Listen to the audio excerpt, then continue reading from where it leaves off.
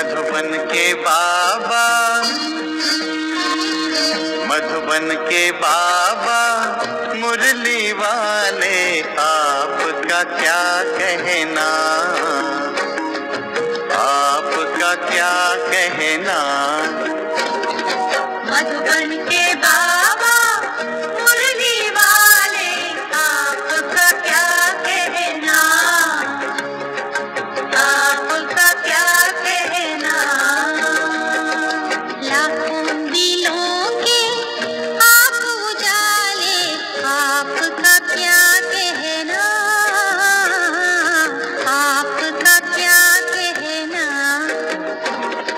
मधुबन के बाबा मुरली वाले, आपका क्या कहना,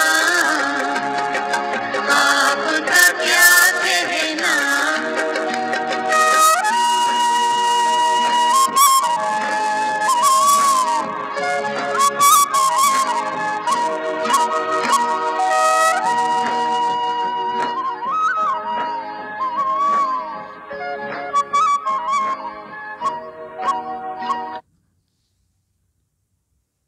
ओम शांति। आज के शिव बाबा के महावाक्य। बाबा ने कहा, मीठे बच्चे, Madhuban holiest of the Holi बाप का घर है। यहाँ तुम किसी भी पतित को नहीं ला सकते। प्रश्न है, इस ईश्वरीय मिशन में जो पक्के निश्चय बुद्धि हैं, उनकी निशानी क्या होगी? बाबा ने आंसर किया है, 4-5 बात बाबा ने बताई है। फर्स्ट, वह निंदा स्तुति सब में धीरज से काम लेंगे। सेकंड, क्रोध नहीं करेंगे। थर्ड, किसी को भी दैहिक दृष्टि से नहीं देखेंगे, आत्मा को ही देखेंगे, आत्मा होकर के ही बात करेंगे। फोर्थ, स्त्री पुरुष साथ में रहते कमल फूल समान रहेंगे। फिफ्थ, किसी भी प्रकार की तमन्ना नहीं रखेंगे। ये 5 बातें बाबा ने बताई जो ईश्वरीय मिशन में पक्के निश्चय बुद्धि हैं, उनकी निशानियाँ। गीत है, जले न क्यों परवाना। ओम शांति। रूहानी बच्चों प्रति रूहानी बाप समझा रहे हैं, अर्थात भगवान पढ़ा रहे हैं रूहानी स्टूडेंट को। उन स्कूलों में जो बच्चे पढ़ते हैं, उन्हें कोई रूहानी स्टूडेंट नहीं कहेंगे। वो तो हैं ही आसुरी विकारी संप्रदाय के। आगे तुम भी आसुरी अथवा रावण संप्रदाय के थे। अब राम संप्रदाय में चलने के लिए 5 विकारों रूपी रावण पर जीत पाने का पुरुषार्थ कर रहे हो। ये जो नॉलेज प्राप्त नहीं करते, उन्हों को समझाना पड़ता है कि तुम रावण राज्य में हो, खुद समझते नहीं हैं। तुम अपने मित्र संबंधियों आदि को भी कहते हो कि हम बेहद के बाप से पढ़ते हैं, तो ऐसे नहीं कि वो निश्चय करते हैं। कितना भी बाप कहे या भगवान कहें तो भी निश्चय नहीं करते। नयों को तो फिर यहाँ आने का हुक्म नहीं है। बिगर चिट्ठी व बिगर पूछे तो कोई भी आ नहीं सकते, परंतु कहाँ कहाँ कोई आ जाते हैं, तो ये भी कायदे का उल्लंघन है। एक एक का पूरा समाचार, नाम आदि लिख पूछना होता है, इनको भेज देवें। फिर बाबा कहते हैं, भले भेज दो। अगर आसुरी पति दुनिया के स्टूडेंट होंगे तो बाप समझाएंगे। वह पढ़ाई तो विकारी पतित पढ़ाते हैं, ये तो ईश्वर पढ़ाते हैं। उस पढ़ाई से पाई पैसे का दर्जा मिलता है। भल कोई बड़ा इम्तिहान पास करते हैं, फिर कहाँ तक कमाते रहेंगे, विनाश तो सामने खड़ा है। नेचुरल कैलेमिटीज़ भी सब आने वाली है, ये भी तुम समझते हो। जो नहीं समझते हैं उन्हों को बाहर विजिटिंग रूम में बिठाए समझाना होता है। ये ईश्वरीय पढ़ाई है, इसमें निश्चय बुद्धि ही विजयंती होंगे, अर्थात विश्व पर राज्य करेंगे। रावण संप्रदाय वाले तो ये जानते नहीं हैं, इसमें बड़ी खबरदारी चाहिए। परमिशन बगैर कोई भी अंदर आ नहीं सकता। ये कोई घूमने फिरने की जगह तो नहीं है। थोड़े समय में कायदे कड़े हो जाएंगे, क्योंकि ये है holiest of the holy. Shiv Baba को इंद्र भी कहते हैं ना। ये इंद्र सभा है, वो देहधारी इंद्र की बात नहीं है, लेकिन बाबा ने कहा कि इंद्र माना जो पवित्र है, परम पवित्र, उस हिसाब से। तो बाबा ने कहा कि इंद्र सभा है। 9 रत्न अंगूठी में भी पहनते हैं ना, उन रत्नों में नीलम भी होता है, पन्ना माणिक भी होता है। ये सब नाम रखे हुए हैं, परियों के भी नाम है ना। तुम परियां उड़ने वाली आत्माएं हो, तुम्हारा ही वर्णन है, परंतु मनुष्य इन बातों को कुछ भी समझते नहीं हैं। जैसे लौकिक दुनिया में क्या बताते हैं कि परी के पंख होते थे, वो उड़ जाती थी।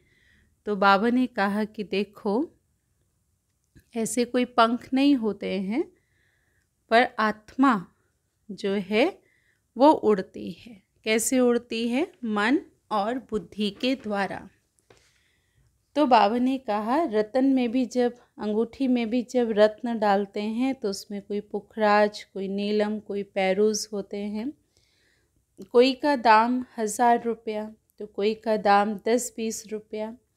बच्चों में भी नंबरवार हैं, कोई तो पढ़ करके मालिक बन जाते हैं, कोई फिर पढ़ करके दास दासियां बन जाते हैं।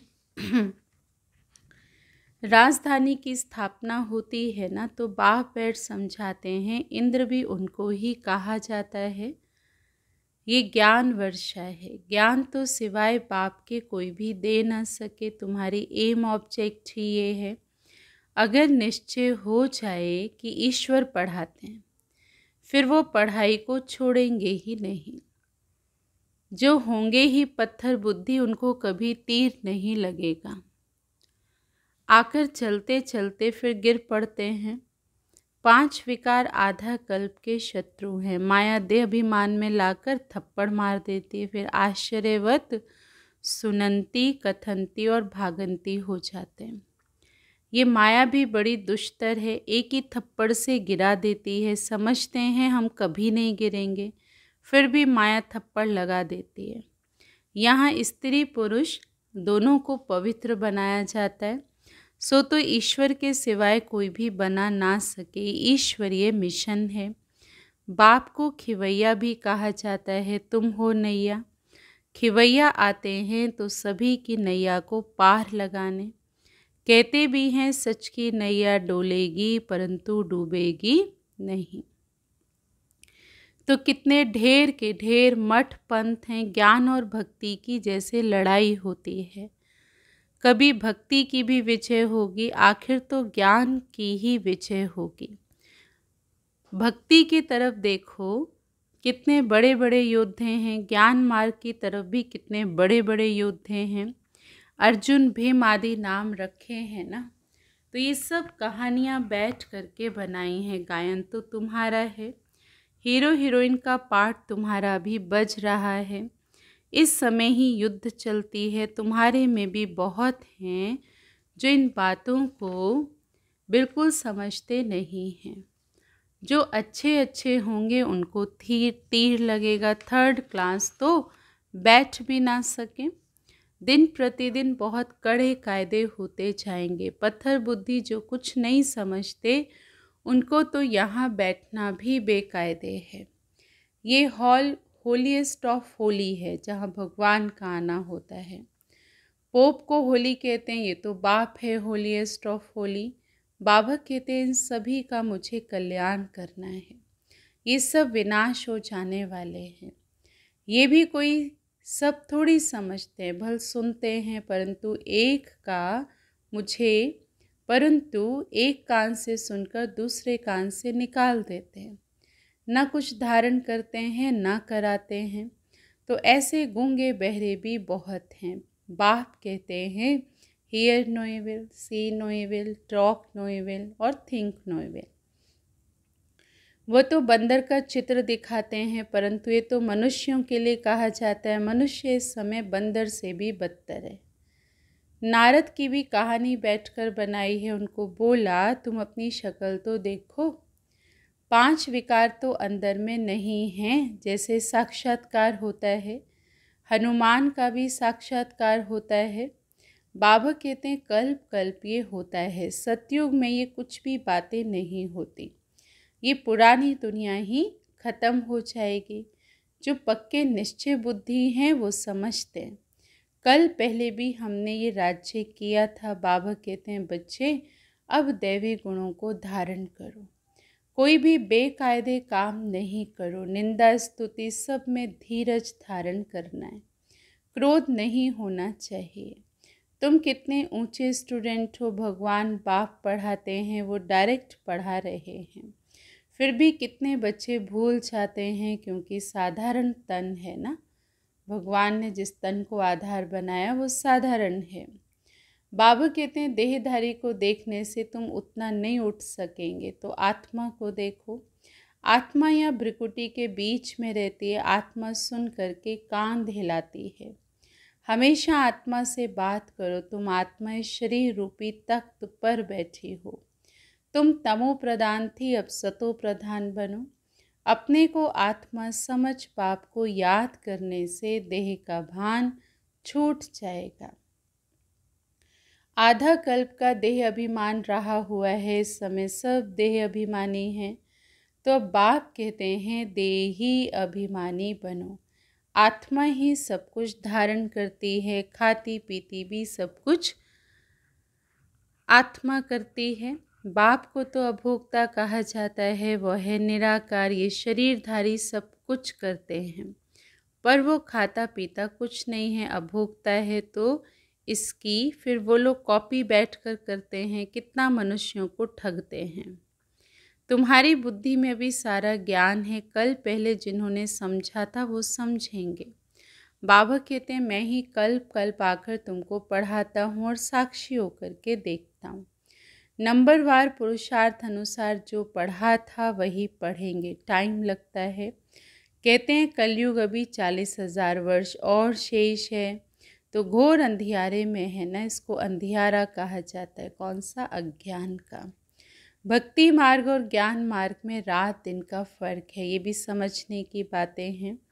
बच्चे बड़ी खुशी में डूबे हुए रहने चाहिए। सब कुछ है, कोई तमन्ना नहीं है। जानते हैं कल पहले मिसल हमारी सब कामनाएं पूरी होती हैं। इसीलिए पेट भरा रहता है। जिनको ज्ञान नहीं है उनको थोड़े ही पेट भरा रहेगा। कहा जाता है ना, खुशी जैसी खुराक नहीं। जन्म जन्मांतर की राजाई मिलती है, दास दासी बनने वालों को इतनी खुशी नहीं रहेगी। पूरा महावीर बनना है, माया हिला न सके। तो बाप कहते हैं आँखों की बड़ी संभाल रखनी है, कृमल दृष्टि ना जाए। स्त्री को देखने से चलायमान हो जाते हैं। अरे तुम तो भाई बहन कुमार कुमारी हो ना, फिर कर्मेंद्रियाँ चंचलता क्यों करती हैं? बड़े बड़े लखपति करोड़पति को भी माया खलास कर देती है, गरीबों को भी माया एकदम मार डालती है। फिर कहते हैं बाबा हमने धक्का खाया। अरे 10 वर्ष के बाद भी हार खा ली, अभी तो पाताल में गिर पड़े। अंदर में समझते हैं इनकी अवस्था कैसी है। कोई कोई तो बड़ी अच्छी सर्विस करते हैं। कन्याओं ने भी भीष्म पितामह आदि को बाण मारे हैं ना। गीता में बहुत थोड़ा है, ये तो है ही भगवानुवाच। अगर कृष्ण भगवान ने गीता सुनाई तो फिर ऐसा क्यों कहते हो कि मैं जो हूँ जैसा हूँ कोई विरला जाने। कृष्ण यहाँ होता तो पता नहीं क्या कर देते। कृष्ण का शरीर तो होता ही है सतयुग में। ये नहीं जानते कि कृष्ण के बहुत जन्मों के अंत के शरीर में मैं प्रवेश करता हूँ। कृष्ण के आगे तो झट सब भाग आए। पोप आदि आते हैं तो कितना झुंड जाकर इकट्ठा होता है। मनुष्य थोड़ी समझते कि इस समय सब पतित तमो प्रधान हैं। कहते भी हैं कि हे पतित पावन आओ, परंतु समझते नहीं हैं कि हम पतित हैं। बच्चों को बाप कितना अच्छी रीति से समझाते हैं। बाबा की बुद्धि तो सब सेंटर्स के अनन्य बच्चों तरफ चली जाती है। जब जास्ती अनन्य बच्चे यहाँ आते हैं तो फिर मैं यहाँ देखता हूँ, नहीं तो बाहर में बच्चों को याद करना पड़ता है। उनके आगे ज्ञान डांस करता हूँ। मेजॉरिटी ज्ञानी तो आत्मा होते हैं तो फिर मज़ा भी आता है, नहीं तो बच्चियों पर कितना अत्याचार होते हैं। कल्प कल्प सहन करना पड़ता है। ज्ञान में आने से फिर भक्ति छूट जाती है। घर में समझो मंदिर है, स्त्री पुरुष दोनों भक्ति करते हैं। स्त्री को ज्ञान की चटक लग जाती है और भक्ति छोड़ देती तो कितना हंगामा हो जाएगा। विकार में भी ना जाए, शास्त्र आदि भी ना पढ़े तो और ही झगड़ा होगा। इसमें विघ्न बहुत पड़ते हैं और सत्संग में जाने के लिए रोकते नहीं हैं।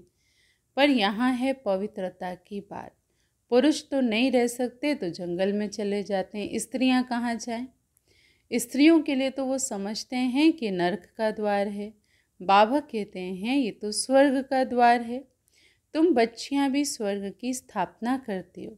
इससे पहले नरक का द्वार थी, अभी स्वर्ग की स्थापना होती है। स्वर्ग सतयुग है स्वर्ग का द्वार, कलयुग है नरक का द्वार।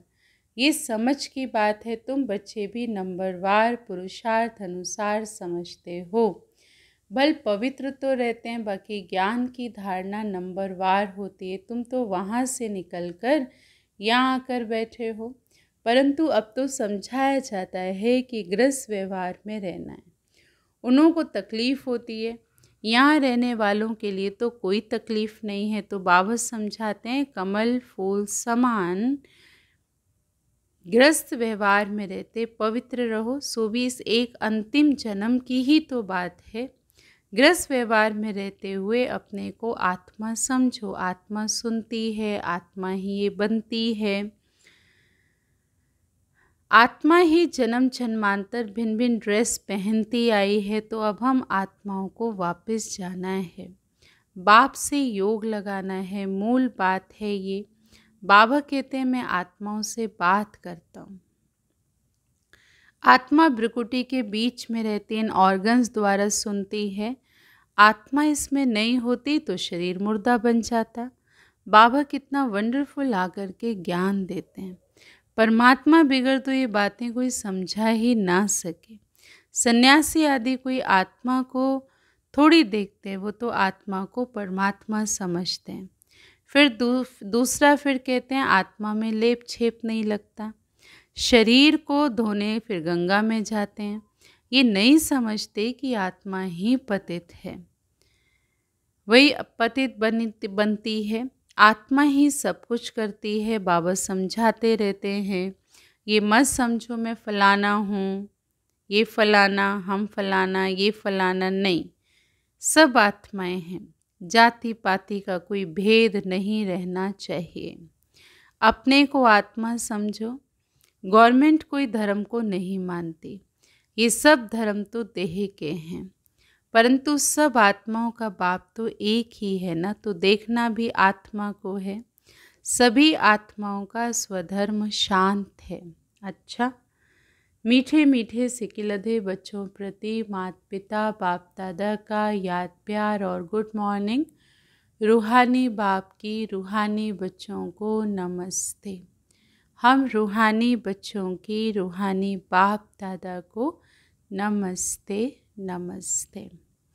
धारणा के लिए सार है, जो बात काम की नहीं है उसे एक कान से सुनकर दूसरे से निकाल देना है। Here no evil. बाबा जो शिक्षाएं देते हैं उसे धारण करना है। कोई भी हद की तमन्नाएं नहीं रखने हैं। आँखों की तो बड़ी संभाल करनी है, क्रिमिनल दृष्टि न जाए, कोई भी कर्मेंद्रिय चलायमान न हो, खुशी से भरपूर रहना है। वरदान। अटेंशन रूपी घृत द्वारा आत्मिक स्वरूप के सितारे की चमक को बढ़ाने वाले आकर्षण मूर्त भव। अटेंशन रूपी घृत द्वारा आत्मिक स्वरूप के सितारे की चमक को बढ़ाने वाले आकर्षण मूर्त भव। जब बाप द्वारा नॉलेज द्वारा आत्मिक स्वरूप का सितारा चमक गया तो बुझ नहीं सकता, लेकिन चमक की परसेंटेज कम और ज़्यादा हो सकती है। ये सितारा सदा चमकता हुआ सबको आकर्षित तब करेगा जब रोज़ अमृत वेले अटेंशन रूपी घृत डालते रहेंगे। जैसे दीपक में घृत डालते हैं तो वो एक रस जलता है ना, ऐसे संपूर्ण अटेंशन देना अर्थात बाप के सर्वगुण व शक्तियों को स्वयं में धारण करना, इसी अटेंशन से आकर्षण मूर्त बन जाएंगे। स्लोगन है, बेहद की वैराग्य वृत्ति द्वारा साधना के बीज को प्रत्यक्ष करो। बेहद की वैराग्य वृत्ति द्वारा साधना का जो बीज है वो है बाबा, तो उसको प्रत्यक्ष करो। अच्छा, ओम शांति।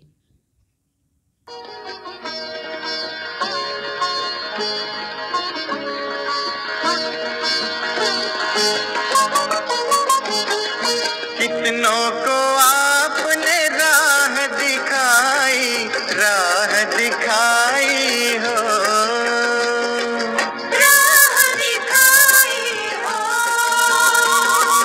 कितनों की आपने बिगड़ी बनाई हो, बिगड़ी बनाई हो।